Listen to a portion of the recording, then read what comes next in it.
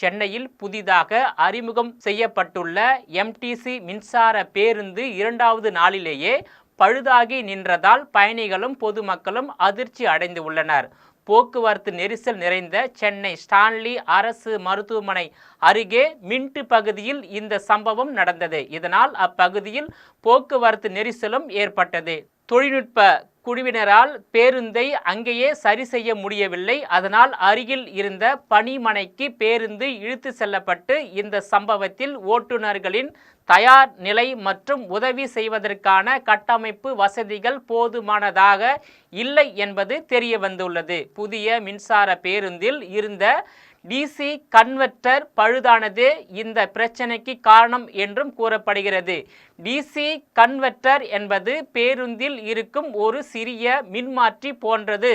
இது பேட்டரியில் இருந்து வரும் அதிக மின் அழுத்தத்தை குறைத்து பேருந்தில் உள்ள மற்ற பாகங்கள் இயங்குவதற்கு தேவையான சக்தியை கொடுக்கிறது.